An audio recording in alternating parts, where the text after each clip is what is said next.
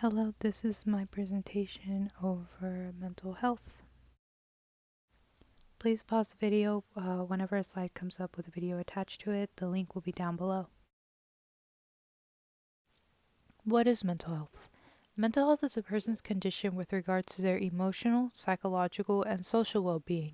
It affects how we think, feel, and act, and also determines how we handle stress, relate to others, and make choices. Mental health is important at every stage of life, from childhood and adolescence all throughout adulthood. Here I have attached a video that better explains the effects of mental health across a lifetime. The link will be attached down below in the description box. What are some contributions towards mental health? Well, if you experience mental health problems, your thinking, mood, and behavior could be affected, and many factors contributing to mental health problems include biological factors such as genes or brain chemistry, life experiences such as trauma or abuse, and family history of mental health problems.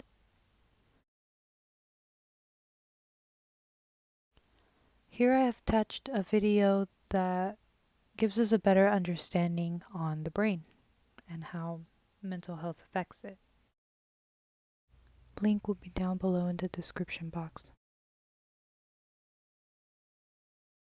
I'll be focusing on depression because it is a subject that I can relate to the most as a family member who knows someone that struggles with depression and as a teenager who also has her own struggles with mental health. Depression affects approximately 17.3 American adults, or about 7.1% of the U.S. population age 18 or older. Depression is the cause of over 2/3 of the 30,000 reported suicides in the U.S. each year. For every 2 homicides committed in the United States, there are 3 suicides.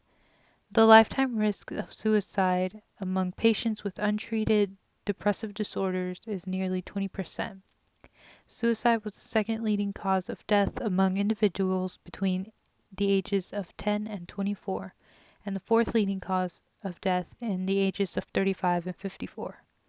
From 2001 through 2017, for the total population, in the total suicide rate increased 31% from 10.7 to 14.0 per 100,000. Here I have attached a video that talks about depression within teens. Link will be down below in the description box. The last video that I've attached is more of an insight on the signs of depression. Link will be down below in the description box. I did a survey over people's opinions on mental health, but I asked more general questions like, what is your gender? And 37 were female, 16 were male, and 1 preferred not to say. On people's ages, it ranged from 15 all the way down to 34. The most responses I got were 19-year-olds. And religion were 46 Christian/Catholic, 1 person was atheist, and 7 were others. And for are you an American citizen, 47 people answered yes, and 6 people answered no.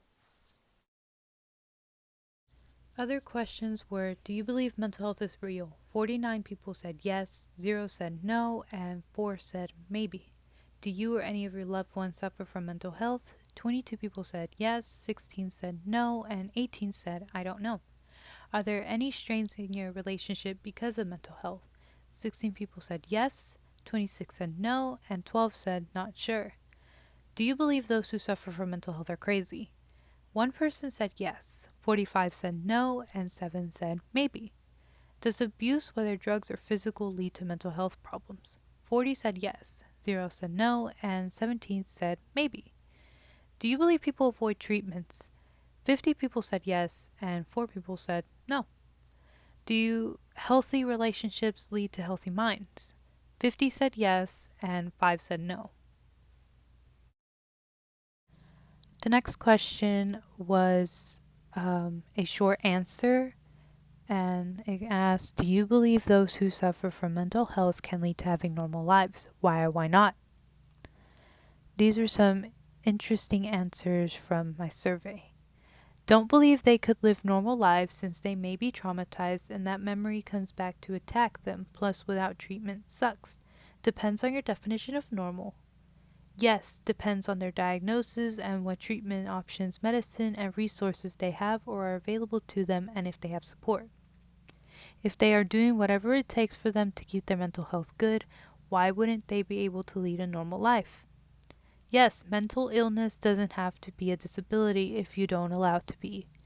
I believe that pain is only temporary. Maybe they are going through a certain thing that will make the person a lot stronger and wiser and will lead them to be more successful in life. At least 49 people responded to this question. The last 3 questions of my surveys were turned into pie charts, and at least 53 people answered these. And the following questions were, if you suffer from unwanted thoughts or feelings, would you seek help? 40.4% said yes, 13.5% said no, and 46.2% said maybe. How would you rate your mental health? From poor to excellent. Poor was 5.8%, fair was 32.7%, good was 26.9%, very good was 23.1%, and excellent was 11.5%. And the last question was, if you were present while someone is showing symptoms of mental illness, would you be prepared? 43.4% said no, and 56.6% said yes.